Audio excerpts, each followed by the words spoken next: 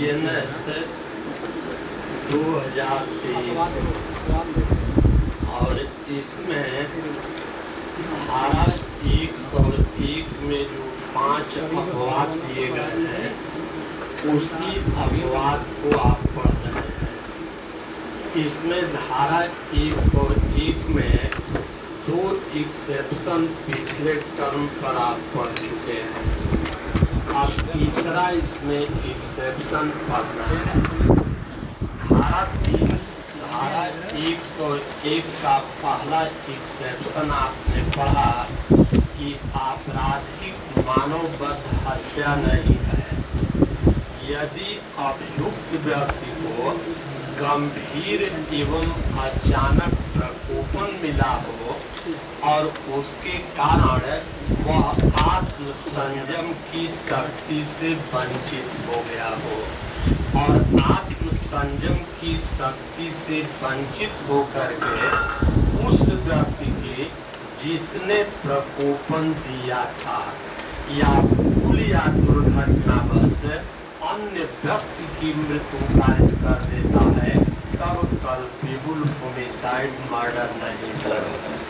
लेकिन फिर आपने देखा कि ये धारा 101 का जो पहला एक्सेप्शन है यह 3 प्रोवाइयो के अधीन है, जिसमें सबसे पहला प्रोवाइयो आपने पढ़ा कि जहां अभियुक्त स्वेच्छा प्रकोपन में आकर के किसी व्यक्ति की मृत्यु कारित कर देता है तो ऐसा मृत्यु कारित करना यह ऐसा आपराधिक मानवबद्ध होगा जो हत्या के अंतर्गत चला जाएगा और अभियुक्त व्यक्ति को धारा 101 का पहले एक्सेप्शन का कोई उसको लाभ नहीं मिलेगा। फिर दूसरा प्रोवाइयो आपने पढ़ा कि कोई पब्लिक सर्वेंट है और वह अपने पद के कर्तव्य का निर्वहन कर रहा है और उसके कारण सामने वाले व्यक्ति को प्रकोपन हो जाता है और प्रकोपन में आकर के वह लोक सेवक की मृत्यु कारित कर देता है तो ऐसा मृत्यु कारित करना यह हत्या के अंतर्गत चला जाएगा।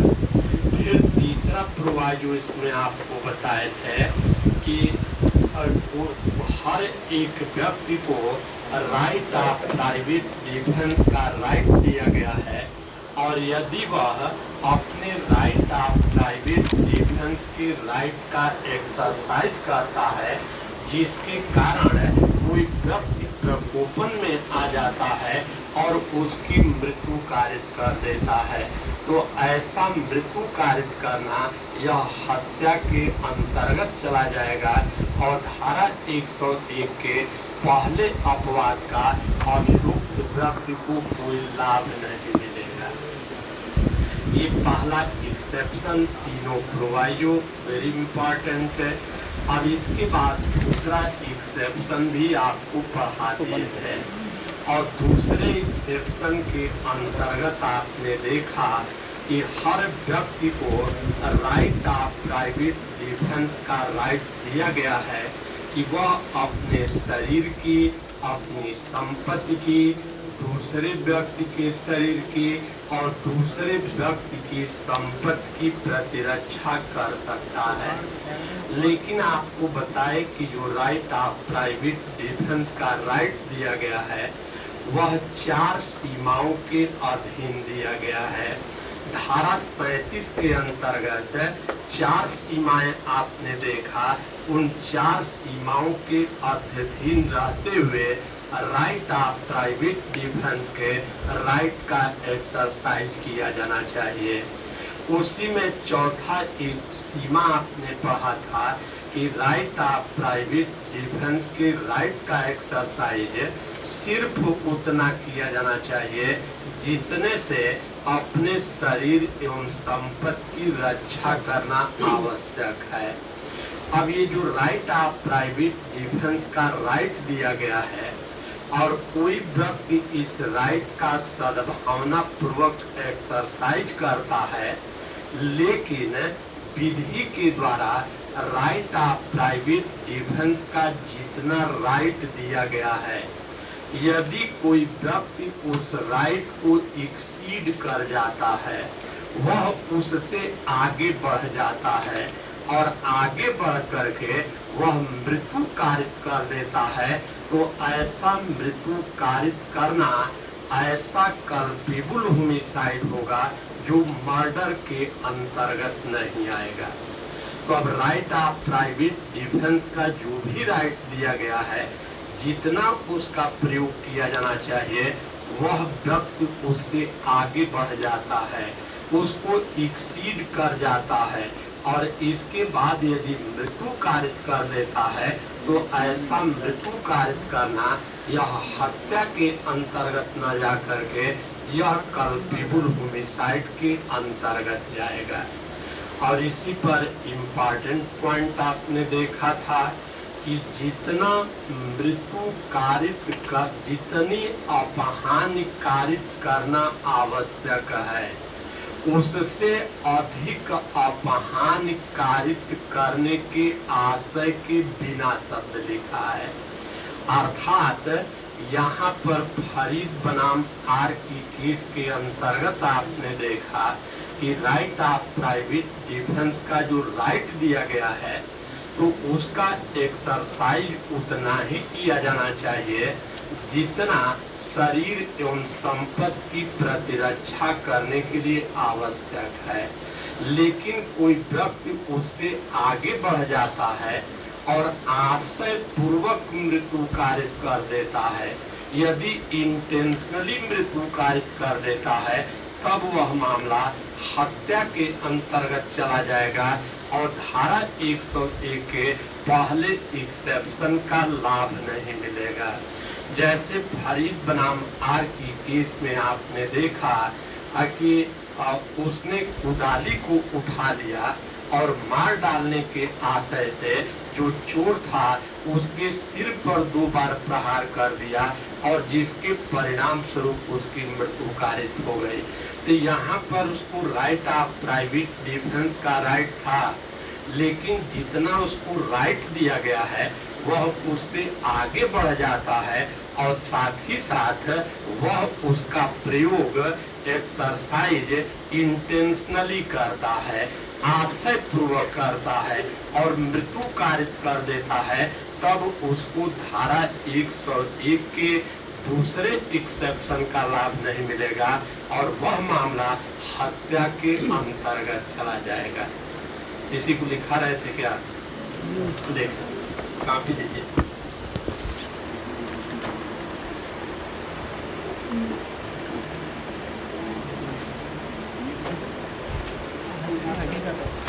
इसको नोट कर लीजिए तब आगे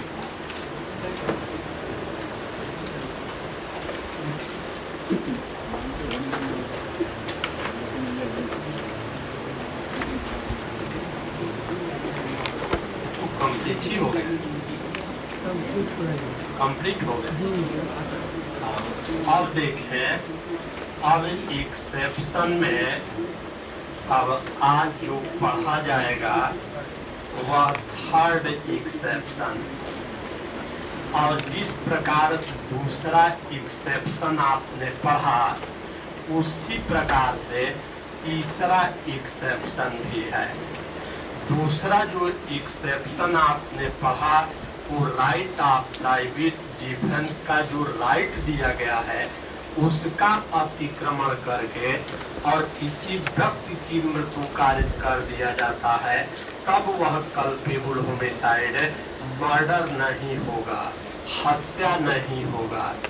अब इसी प्रकार से तीसरे एक्सेप्शन के अंतर्गत बताया गया है कि कोई पब्लिक सर्वेंट है और पब्लिक सर्वेंट अपने पद के कर्तव्य का निर्वहन कर रहा है, या कोई व्यक्ति पब्लिक सर्वेंट की सहायता कर रहा है, तो पब्लिक सर्वेंट को अपने कर्तव्य का पालन करने के लिए लॉ के द्वारा उसको जितनी शक्ति प्रदान की गई है वह क्या करता है कि उस पावर को एक्सीड कर जाता है, वह उससे आगे बढ़ जाता है और आगे बढ़ करके वह मृत्यु कारित कर देता है, तो ऐसा मृत्यु कारित करना यह हत्या के अंतर्गत नहीं जाएगा, बल्कि यह केवल कल्पेबल होमिसाइड के अंतर्गत आएगा। तो आसान भाषा में इसको इतना ही जानते रहना है कि कोई भी पब्लिक सर्वेंट है और वह अपने पद के कर्तव्य का निर्वहन कर रहा है और पब्लिक सर्वेंट को विधि के द्वारा जितनी शक्ति प्रदान की गई है वह उस शक्ति से आगे बढ़ जाता है, उसको एक्सीड कर जाता है और एक्सीड करके वह किसी व्यक्ति की मृत्यु कारित कर देता है। तो ऐसा मृत्यु कारित करना यह ऐसा आपराधिक मानववध होगा जो हत्या के अंतर्गत नहीं आएगा। जैसे इसमें एक केस पढ़ेंगे, दखी सिंह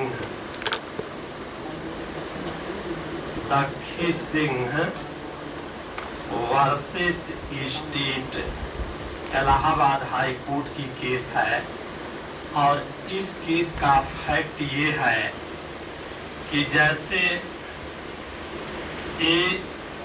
यह एक पुलिस सब इंस्पेक्टर है और बी नामक व्यक्ति जिसके ऊपर चोरी करने का संदेह है, और ए सब इंस्पेक्टर ये बी जिसके ऊपर चोरी करने का संदेह है इसको गिरफ्तार कर लेता है और इसको अपनी जीप में बैठा लेता है और जीप में बैठा करके कचहरी की तरफ उसको ले जा रहा था।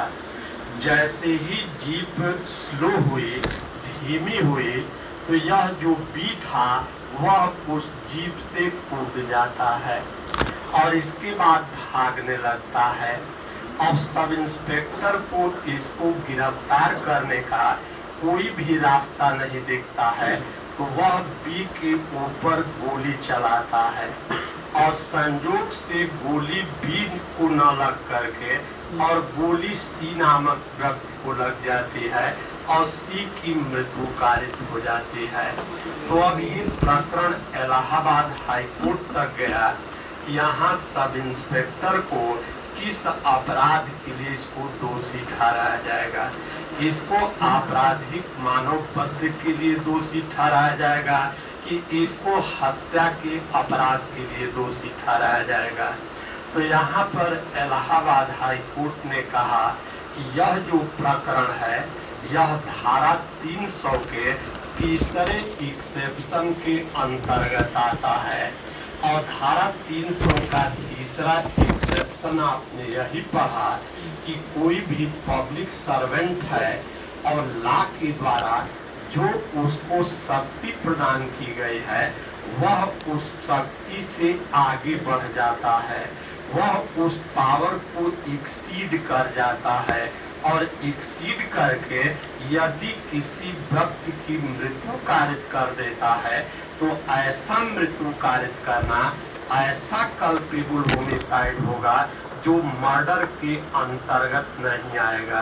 अर्थात सब इंस्पेक्टर को भारतीय दंड संहिता की धारा 304 के अंतर्गत वर्तमान धारा 105 के अंतर्गत इसको दंडित किया जाएगा, न कि इसको हत्या के अपराध के लिए दंडित किया जाएगा।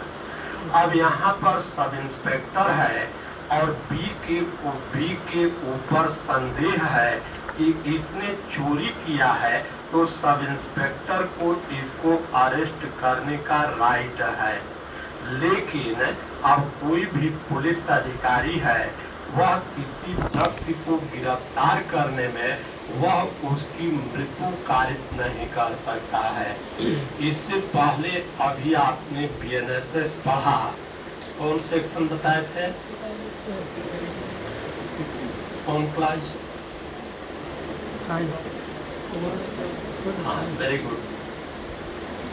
सेक्शन 43 बहुत गलती होगी, क्योंकि जब सीआरपीसी पढ़ेंगे तो सीआरपीसी में सेक्शन 46 सब क्लास 3 है। अब जो बीएनएसएस पढ़ेंगे यह सेक्शन 43 और सब क्लास 4 हो गया है। जनरली देखेंगे कि वही है, लेकिन यहाँ पर अब चेंज हो गया है।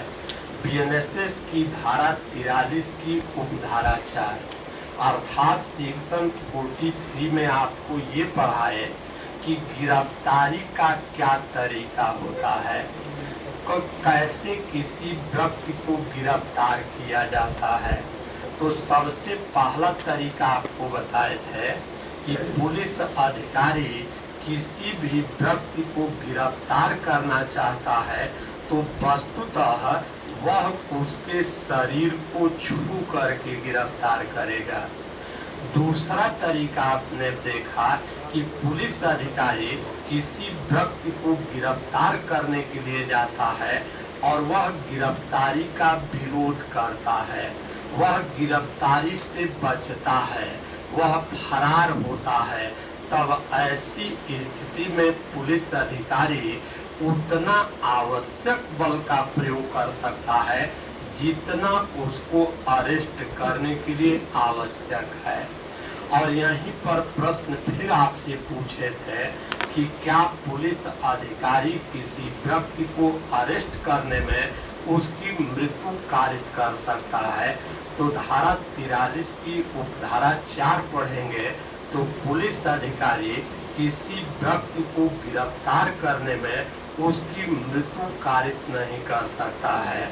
लेकिन एक परिस्थिति आपने देखा था कि जिस व्यक्ति को वह गिरफ्तार करने जा रहा है, यदि उस व्यक्ति के ऊपर ऐसे अपराध का आरोप है जिसमें मृत्यु दंड की सजा दी जा सकती है, आजीवन कारावास की सजा दी जा सकती है, तब पुलिस अधिकारी ऐसे व्यक्ति को गिरफ्तार करने में वह उसकी मृत्यु तक कारित कर सकता है।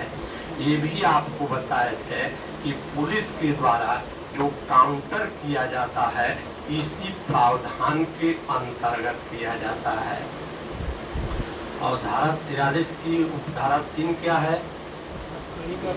हथकड़ी का प्रयोग। जो गंभीर अपराध बताए गए हैं, नया प्रोविजन जोड़ा गया है। कोई आतंकवादी कृत्य करता है तो या हत्या करता है, डकैती का अपराध कार्य करता है, और ऐसे व्यक्ति को जब पुलिस अधिकारी के न्यायालय में पेश किया जाता है तो उसको हथकड़ी लगा करके पेश किया जा सकता है। अब 5वां क्लास क्या है? हाँ, स्त्रियों के लिए है, लेडीज के लिए है कि सूर्योदय से पूर्व, सूर्योदय के पश्चात पुलिस अधिकारी किसी महिला को अरेस्ट नहीं कर सकता है। लेकिन एक परिस्थिति, असाधारण परिस्थितियों में वह अरेस्ट भी कर सकता है। कब कर सकता है?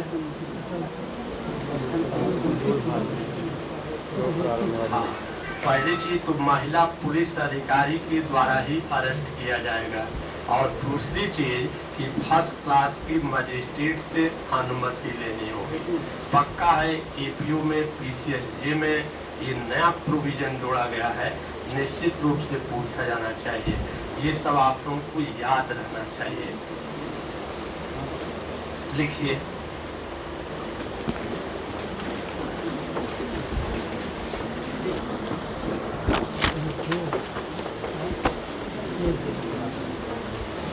हेडिंग बनाइए, लोक सेवक द्वारा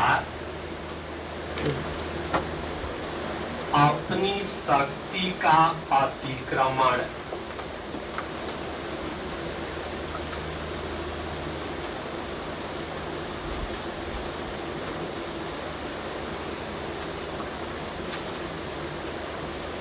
अरेस्ट है, गिरफ्तारी पर एक सवाल जरूर पूछा जाएगा, पूरा उसमें चेंज हो गया है। अब ऐसा अपराध जिसमें 7 वर्ष से कम की सजा हो सकती है तो पुलिस अधिकारी को अरेस्ट करने का राइट नहीं है। अरेस्ट करेगा तो रीजन दिखाएगा कि इसको क्यों अरेस्ट कर रहे हैं। और पुलिस अधिकारी को ही अधिकार दे दिया गया है कि 7 वर्ष से कम दंड से दंडनीय मामलों में वो चाहे तो थाने पर से उसको छोड़ भी सकता है, उसको जमानत पर भी दे छोड़ सकता है। ये बहुत इम्पोर्टेंट प्रोविजन, आज इसका बहुत दुरुपयोग हो रहा है। कानून को लाया जाता है अच्छे के लिए, लेकिन पुलिस अधिकारी को खूब पावर मिल गया है। ऐसा अपराध जिसमें 7 वर्ष से कम की सजा है, टोटल पुलिस को ये अधिकार है।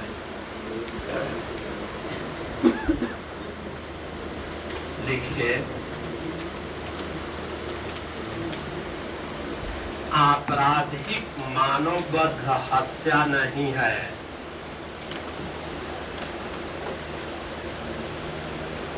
आपराधिक मानवबद्ध हत्या नहीं है। यदि अपराधी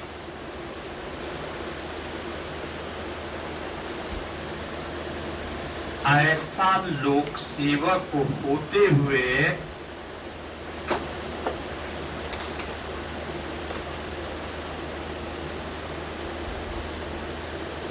या लोक सेवक को मदद देते हुए, लोक सेवक होते हुए या लोक सेवक को मदद देते हुए, कमा जो लोक न्याय के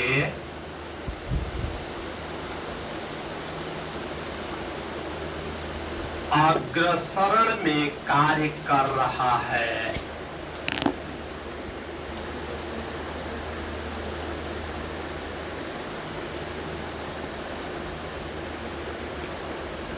कमा विधि द्वारा दी गई शक्ति से आगे बढ़ जाए। विधि द्वारा दी गई शक्ति से आगे बढ़ जाए और किसी व्यक्ति की मृत्यु कारित कर दे। Exceeding power by public servant, exception 3।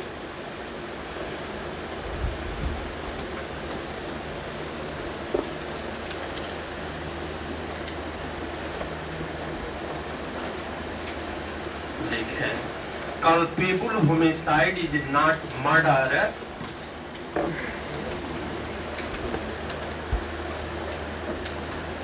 if the offender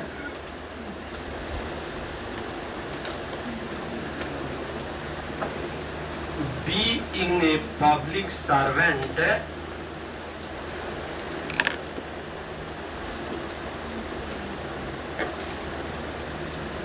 are aiding a public servant, सहायता करते हुए, aiding a public servant, acting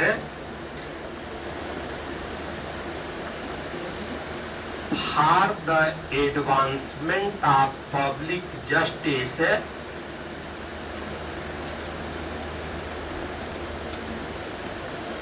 comma exceeds the power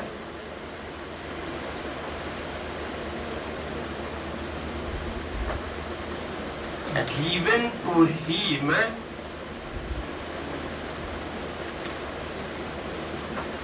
by law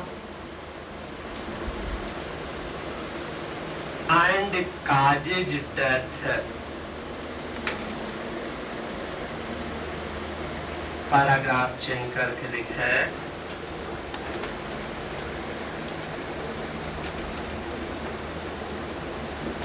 इस अपवाद का लाभ प्राप्त करने के लिए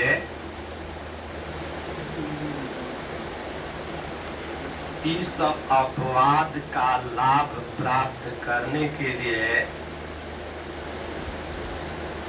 निम्नलिखित शर्तों की संतुष्टि आवश्यक है।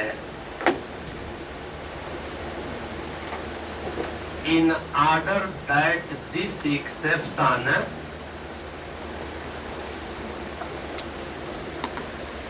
may apply,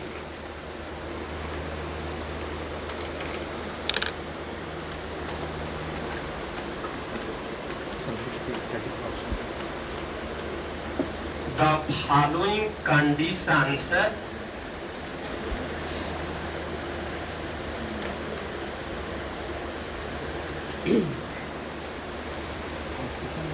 must be fulfilled. Must be fulfilled.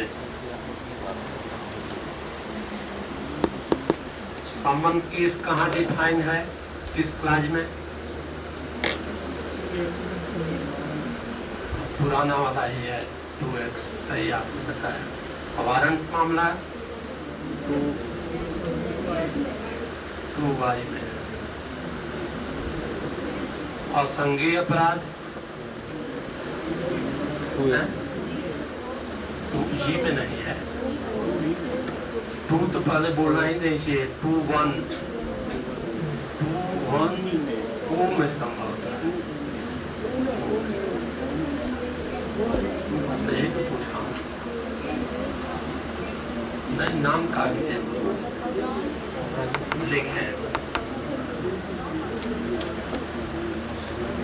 ये सब बिल्कुल याद रहना चाहिए। बहुत दुखी है यहाँ कि 3 बरस का नियम आ गया है। क्या करेंगे 3 बरस? एक एक्ट को तैयार करने में 6 महीना लगेगा। खूब कायदे से पढ़ा जाए। 4 महीना से चल रहा है। ठीक है, 3 दिन पढ़ाते हैं, बीच में चकबंदी अधिनियम खत्म किए, मुस्लिम लॉ पढ़ा रहे हैं। एक एक्ट को समझने में कितना समय लगता है। जो जल्दी फर्स्ट ईयर सेकेंड ईयर में बच्चा आता था उसके लिए तो जरूर कुछ दिक्कत है, लेकिन जो लॉ पास कर लिया है वो सोचें कि अभी 3 बरस बाद मिलेगा, तो उनके लिए समय बहुत कम है। उनके परेशान है कि 3 बरस इतना सिलेबस बढ़ता जा रहा है, इतना वाइड करता जा रहा है। HGS में 62 एक्ट्स है, 62 एक्ट। हो सकता है, क्या भरोसा, इसमें भी नई वैकेंसी आए उसको भी लागू कर दे। 3 बरस बहुत कम पड़ जाएगा। 40 साल तक पढ़ते रहो। पहला पॉइंट, शक्ति का अतिक्रमण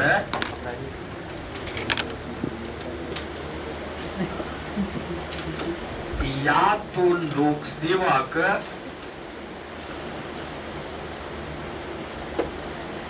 जो प्रैक्टिस करेगा 99% जज नहीं बन सकता है, पीटीए नहीं क्वालिफाई करेगा। या तो पहले से कोचिंग कर लिया है, पढ़ लिख लिया है, तब तो ठीक है। अब बाकी चाहे कि प्रैक्टिस करें और जज बने, असंभव। HGS में आज भी ठीक है 7 बरस का प्रैक्टिस मांगता है, लेकिन वही लोग केवल सेलेक्ट होते हैं जो कंपटीशन की तैयारी की है। वहाँ कोई पढ़ाई से मतलब नहीं है प्रैक्टिस में, वहाँ सीधे दूसरी चीज है, यहाँ दूसरी चीज है। शक्ति का अतिक्रमण या तो लोक सेवक या उसके सहायक ने किया हो।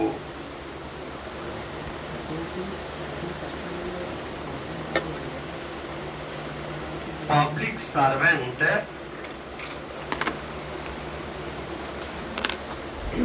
or other person assisting exceed the power। दूसरा पॉइंट है, ऐसा अतिक्रमण सद्भावना पूर्वक किया गया हो। Such exceed must be in good faith।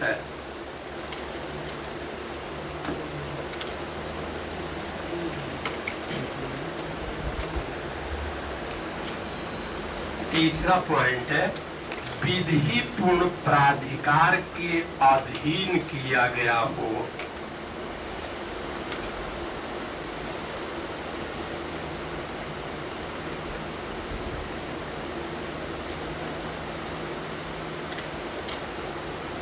It must have been done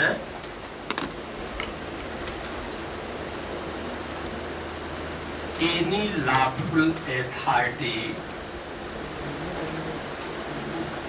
Next point है,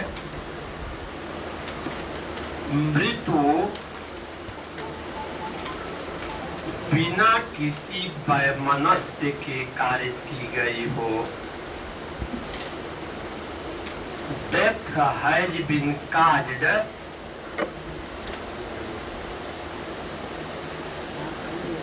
without any ill will.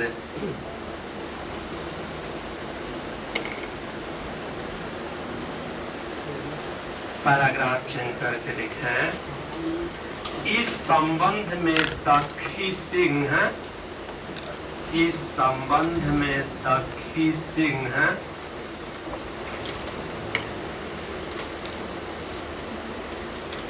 बनाम उत्तर प्रदेश राज्य state of UP 1995 Allahabad high court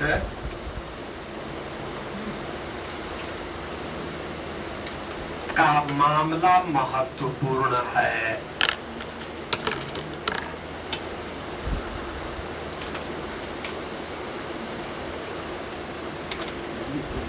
इस मामले में एक पुलिस अधिकारी ने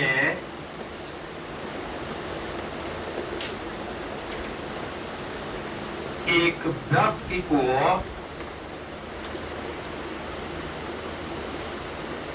चोर होने के संदेह के आधार पर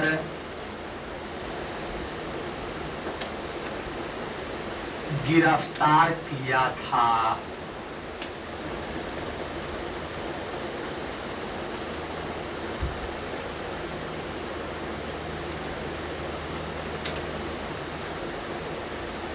जब वह पुलिस अधिकारी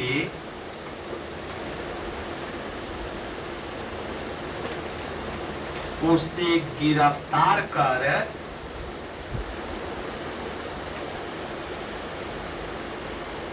गाड़ी से आ रहा था,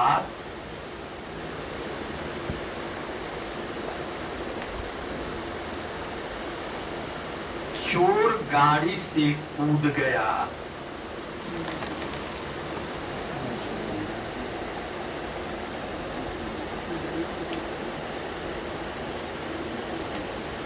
पुलिस अधिकारी को उसे पकड़ने का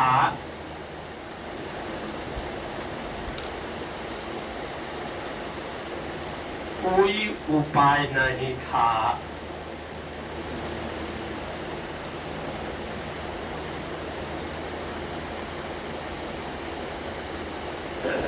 उसने चोर पर गोली चलाई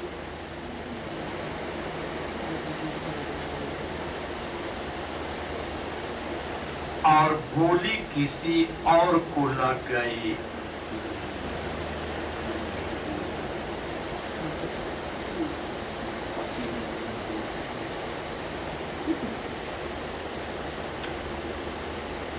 और वह मर गया।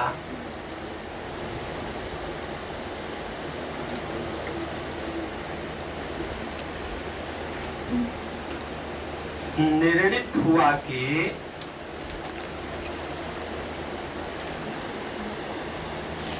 पुलिस अधिकारी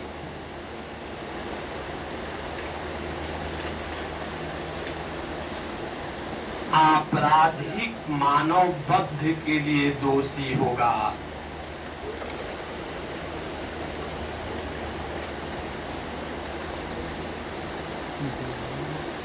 न कि हत्या के लिए दोषी होगा। In this case, a police officer arrested a person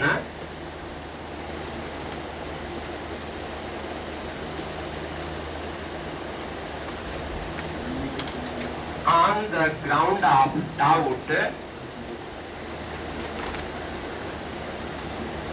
of being a theft.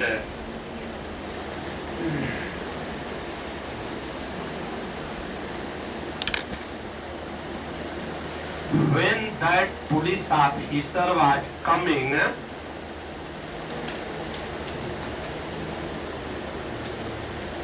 from jeep after arresting him,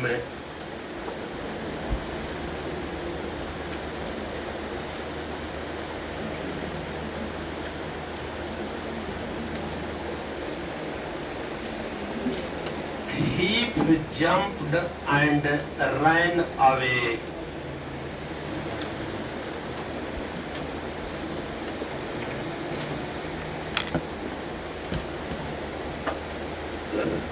Police officer had no idea Okay. to catch him. State of Uttar Pradesh 1995. He fired on thief. He fired on thief, and bullet hit another one, 1994 में मैंने file लगाया. and he died.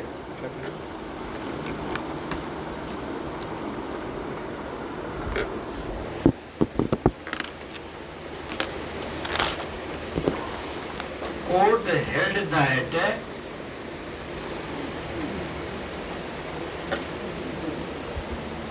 police officer will be liable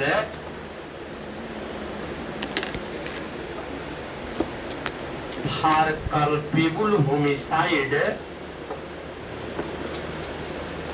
not for murder.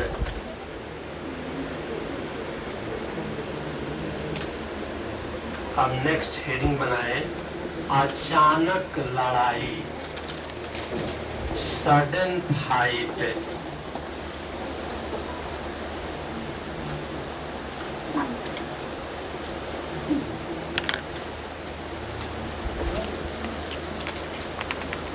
Pathak ji को विजय लक्ष्मी को छोड़ कर गए. Police report का प्रावधान कहाँ है लड़कियों में? पुलिस रिपोर्ट 193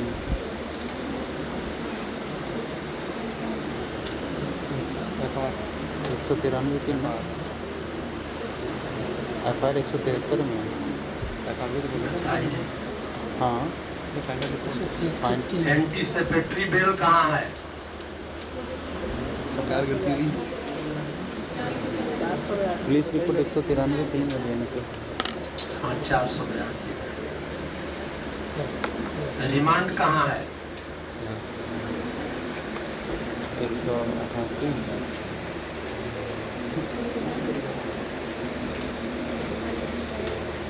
वुमेन चाय. विजय लक्ष्मी कौन? आदेशिका का जारी किया जाना. आगे जो बैठी है बहन की शक्ल में. 227. Inherent power of high court.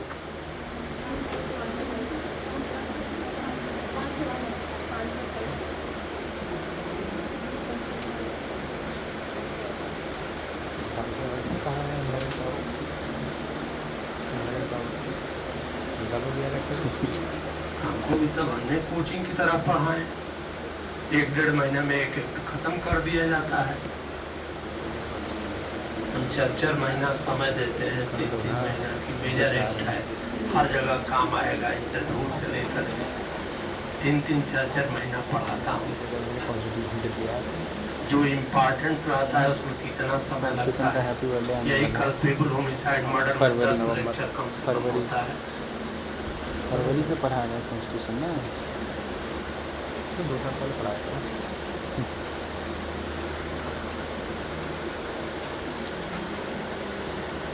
इसके लिए सब परेशान है. 3 बरस लागू हो गया है.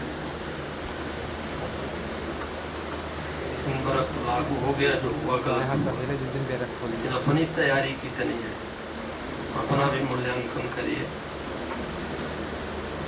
अब इसके बाद हम लोग पढ़ेंगे धारा 101 में एक्सेप्शन 4,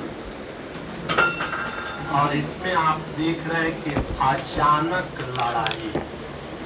तो अब ध्यान रखना है कि जहां दो पक्षकारों के बीच में अचानक लड़ाई हो जाती है और बिना किसी पूर्व चिंतन के, बिना किसी प्री अरेंज प्लान के एक व्यक्ति दूसरे व्यक्ति की मृत्यु कारित कर देता है, तो ऐसा मृत्यु कारित करना यह हत्या के अंतर्गत न जा करके वह कल्पेबल होमिसाइड के अंतर्गत जाएगा। तो केवल इतना ध्यान रखना है क्या चीज कि जहां अचानक लड़ाई हो जाती है, तो जहां दो पक्षों के बीच में अचानक लड़ाई हो जाती है और बिना किसी पूर्व चिंतन के उसमें से एक व्यक्ति दूसरे की मृत्यु कारित कर देता है, तो अब यहाँ जो मृत्यु कारित की जाती है यह हत्या के अंतर्गत न जा करके यह आपराधिक मानव वध के अंतर्गत चला जाएगा। तो ये आपका चौथा एक्सेप्शन है। जैसे इसमें केस है Matthew versus state of Kerala, और जैसे इस केस का फैक्ट ये है कि हस्बैंड है और पत्नी है, ये दोनों एक दूसरे से अलग रहते हैं, और इसमें जो पत्नी है यह अपने पिता के साथ रहती है, और 1-2 बरस का बच्चा है, और हस्बैंड अपने पड़ोस में ये 2 बरस के बच्चे का पालन पोषण ये सी नामक व्यक्ति के घर में करता है। अब इसी बीच एक दिन अचानक पत्नी आई और उस समय हस्बैंड नहीं था, और पड़ोसी के घर जा करके और अपने बच्चे को लेकर के अपने मायके चली गई। जब हस्बैंड आया तो बहुत गुस्से में आया और वह तुरंत अपने ससुराल पहुंचा, और वहां पहुंचने के पश्चात इसका ससुर से बहुत झगड़ा हुआ। इसके बाद फिर जब हस्बैंड वापस लौट रहा था तो एक बाजार थे और उसी बाजार में रुका हुआ था, तब तक उसका ससुर भी वहीं पर आ गया। फिर हस्बैंड और उसके ससुर के बीच में लड़ाई हुई, और उसी दौरान हस्बैंड के पास चाकू था और उसने अपने ससुर के पेट में भोंक दिया, और जिसके परिणाम स्वरूप उसकी मृत्यु कारित हो गई। तो ये मामला सुप्रीम कोर्ट तक गया, तो सुप्रीम कोर्ट ने कहा कि यह प्रकरण हत्या के अंतर्गत नहीं आएगा, बल्कि भारतीय दंड संहिता की धारा 300 के ये चौथे अपवाद के अंतर्गत आएगा। और चौथा अपवाद यही कहता है कि जहां अचानक कोई लड़ाई हो जाती है और अचानक लड़ाई में बिना किसी पूर्व चिंतन के एक व्यक्ति दूसरे व्यक्ति की मृत्यु कारित कर देता है, तो ऐसा मृत्यु कारित करना वह हत्या के अंतर्गत न जा करके वह आपराधिक मानव वध के अंतर्गत चला जाएगा। इसी को नोट करें।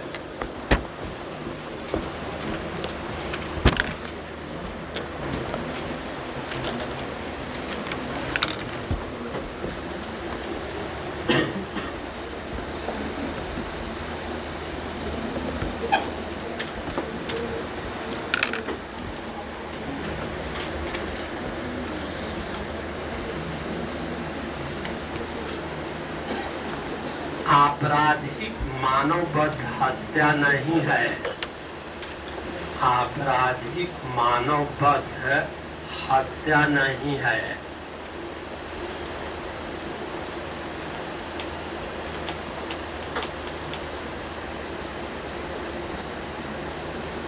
खान साहब, यस सर। FIR कहाँ है BNSS में? FIR सर हाँ 173 हाँ, सर 173। बहुत अच्छा बताया, सही बताया आपने। और तलाशी कहाँ है? सर अभी याद नहीं आ रहा सर। याद नहीं आ रहा है? टाइम हो गया सर, BNSS पड़ेगा। टाइम हो गया। चलिए लिखिए, आपराधिक मानववध हत्या नहीं है यदि आपराधिक मानववध अचानक लड़ाई में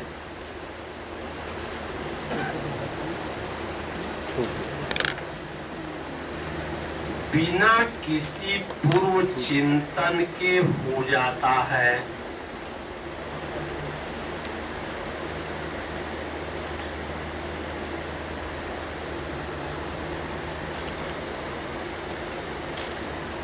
अर्थात इस अपवाद का लाभ प्राप्त करने के लिए, पेयर में बहुत लंबा लंबा लिखा हुआ है, इसलिए 2 लाइन में लिख करके और उसकी आवश्यक तत्व को ही आपको बताना है। अर्थात इस अपवाद का लाभ प्राप्त करने के लिए निम्न शर्तों की संतुष्टि आवश्यक है। Culpable homicide is not murder.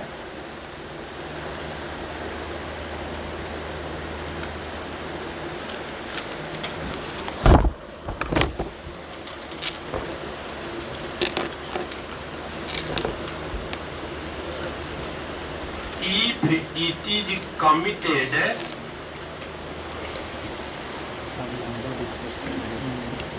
without premeditation,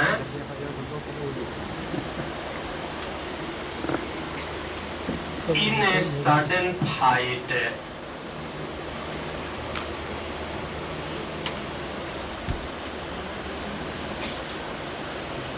for the application of this exception,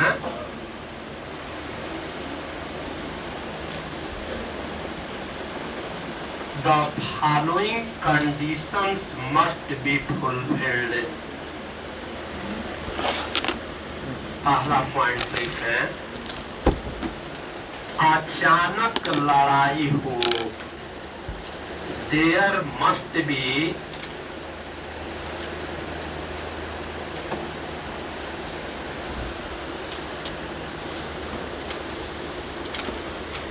sudden fight. दूसरा, लड़ाई बिना किसी पूर्व चिंतन के हो।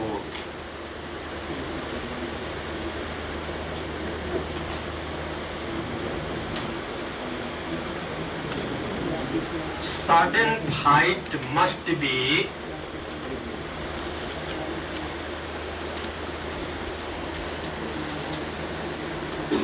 without any premeditation.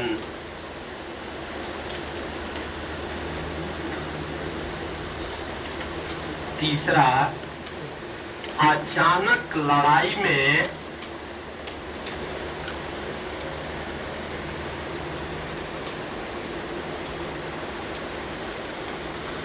एक पक्ष दूसरे पक्ष की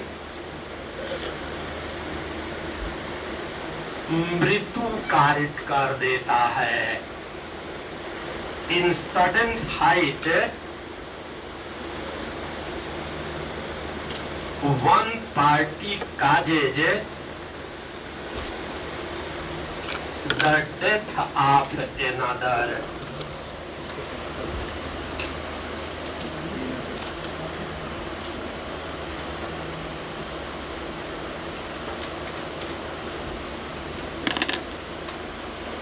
पैराग्राफ चेंज करके देखें, अचानक लड़ाई के संबंध में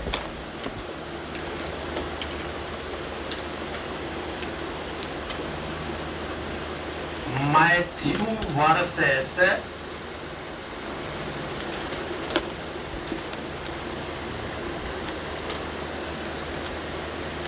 MATHEW Matthew versus state of Kerala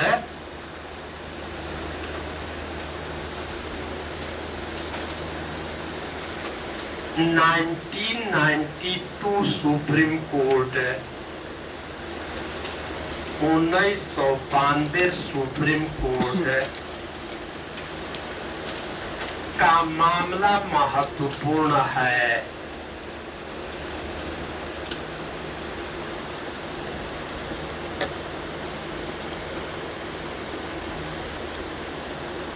इस मामले में अभियुक्त अपनी पत्नी से अलग रहता था।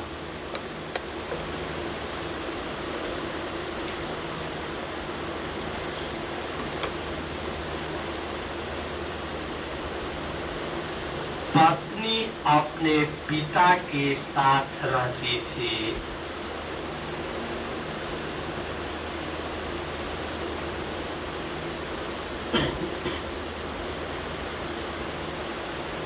अभियुक्त अपने छोटे बच्चे का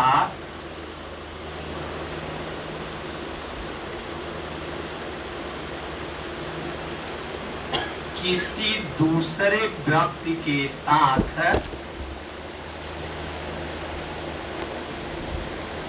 पालन पोषण करता था।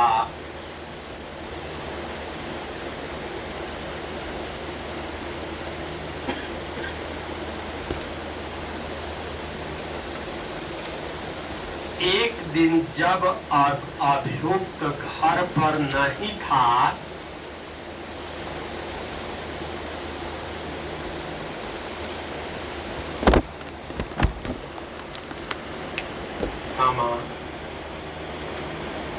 तब उसकी पत्नी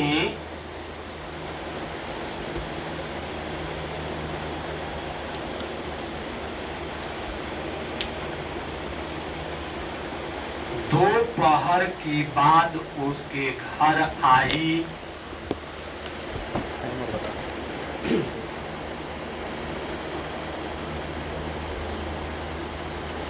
और दूसरे व्यक्ति से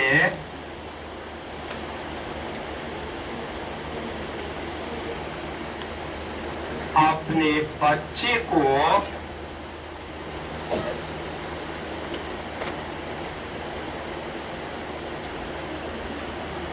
अपने पिता के घर लेकर चली गई।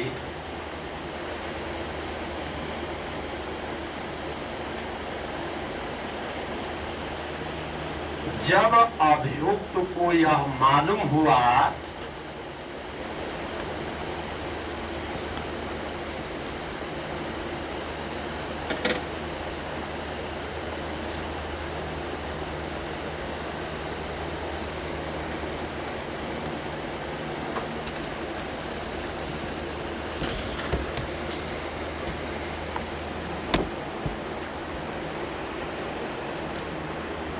तो वह अपने ससुर के घर पहुंचा।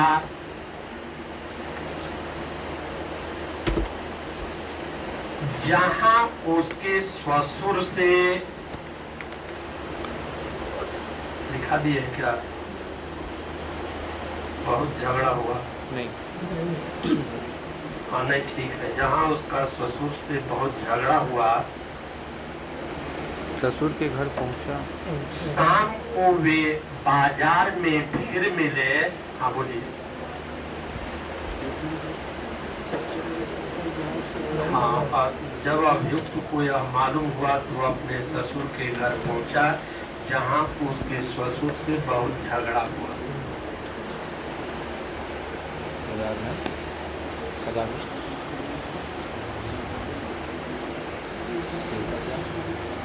शाम को वे फिर बाजार में मिले।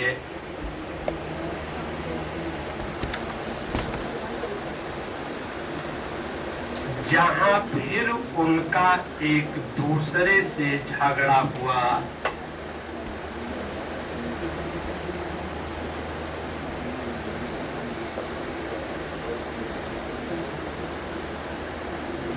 दोनों ने एक दूसरे को गालियां दी।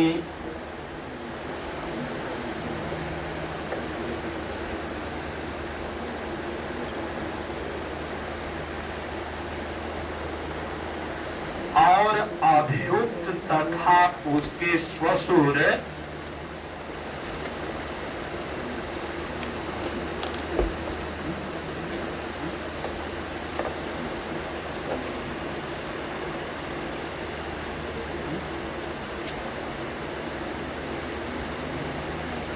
आपस में भिड़ गए और दोनों जमीन पर गिर गए।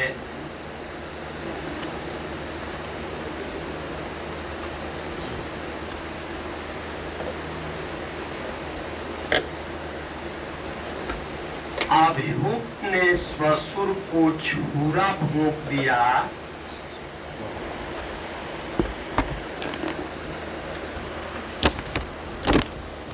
और वे मर गए।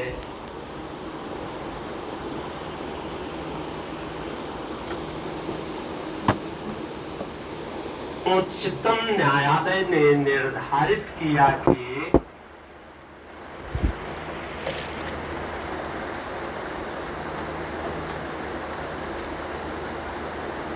अभियुक्त का मामला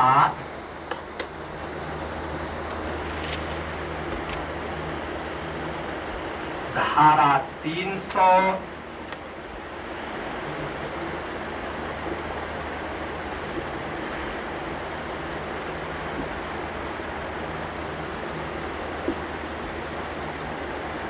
ब्रैकेट में अब धारा 101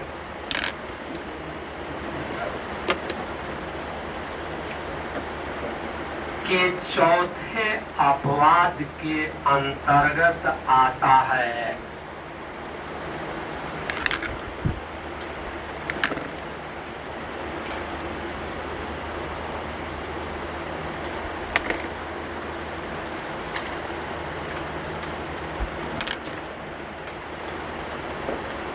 अतः अभियुक्त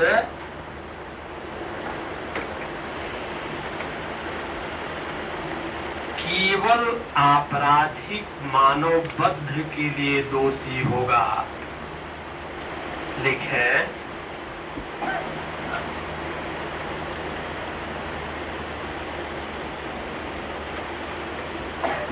in this case the accused was living separately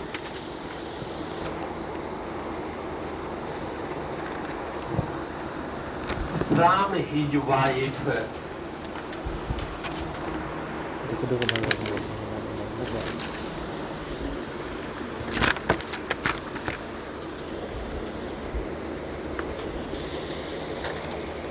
The wife living with her father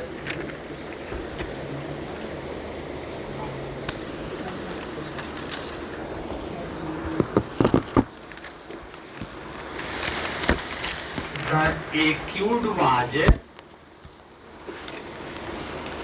raising his young child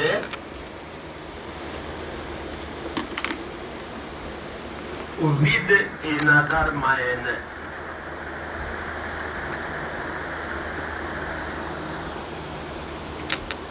ये रफ है मेरा, इसलिए जैसे तैसे लिख रहा है। One day when the accused was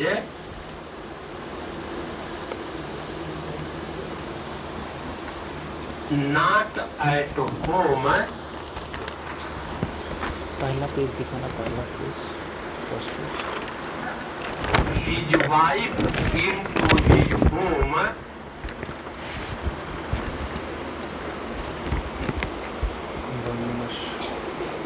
after noon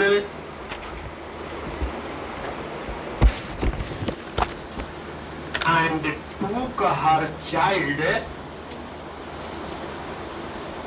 इसका मतलब क्या होता है? from another man बुरा ही रहता है to her father's house.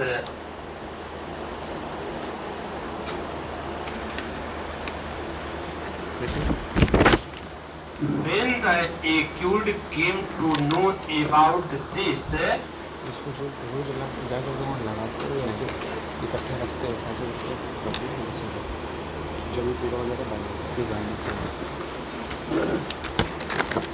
he went to his father in large house.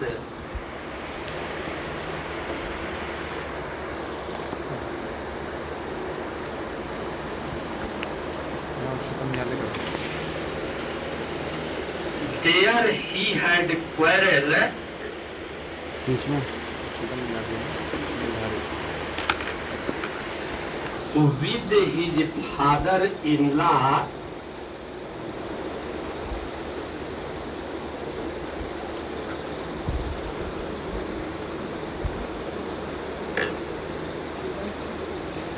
in the evening. They met again in the market.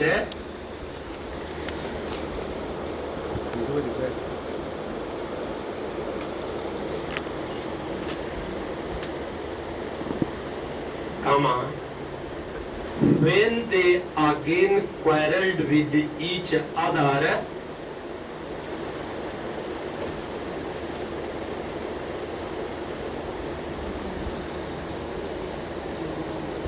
the accused and his father-in-law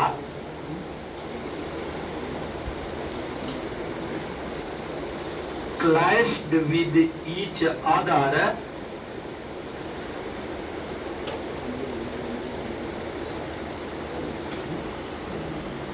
and both fell on the ground.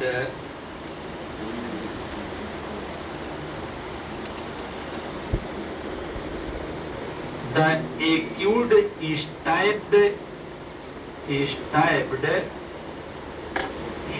father-in-law with a knife, and he died.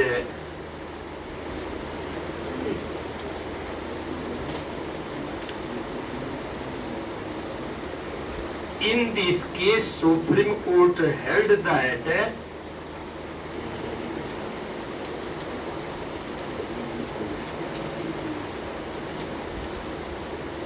case of accused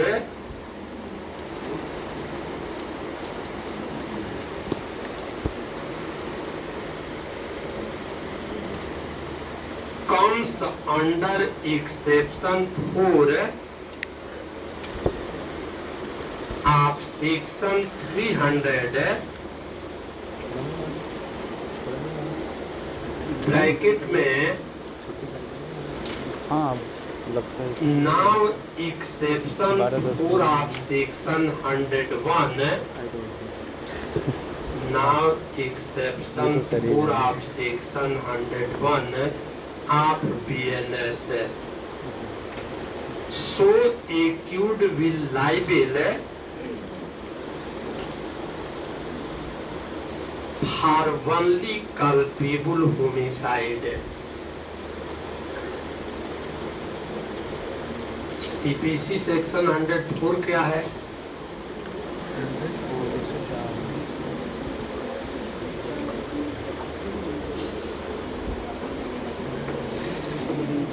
ये बेटा छामे ही नहीं है ताकि मैंने revision नहीं किया है।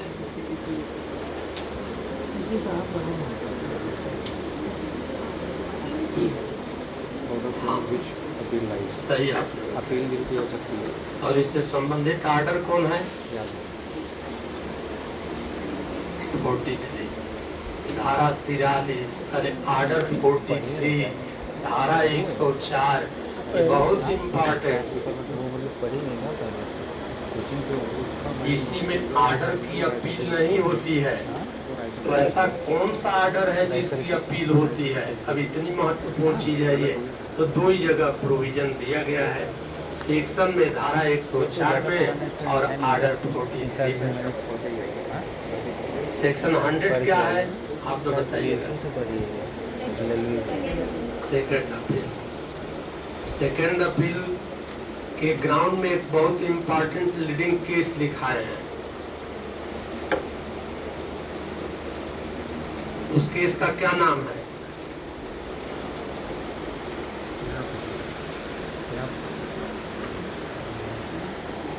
इधर सेक्शन 35 टीपीए क्या है?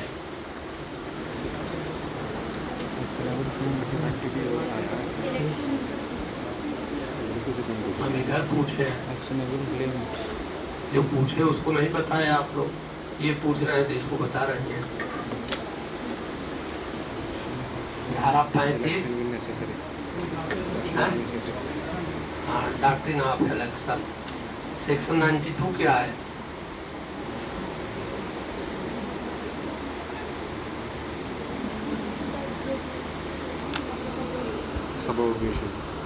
सब्रोगेशन। सेक्शन 88 क्या है?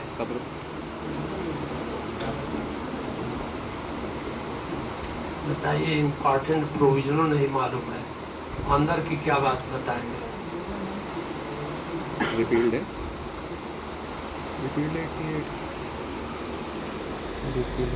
अब अपना मूल्यांकन करिए, कितना पढ़ाई कर रहे हैं, पढ़ रहे हैं कि इलाहाबाद में क्या कर रहे हैं। अब ये तो आप ही लोग जानेंगे।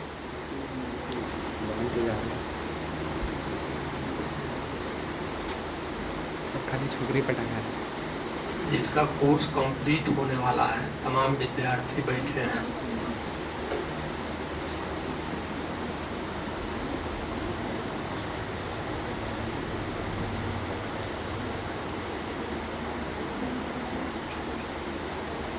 ये बिना चिंतन के, बिना डिस्कशन के ये संभव नहीं है याद होना।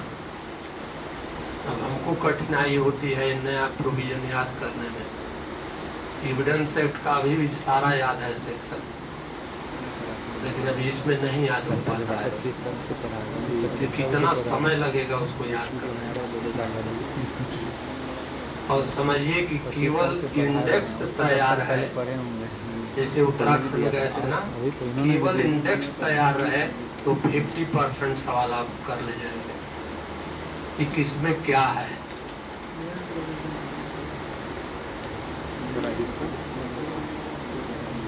चलिए आगे कल देखा जाएगा। कल मुस्लिम लॉ काफी देखा जाएगा।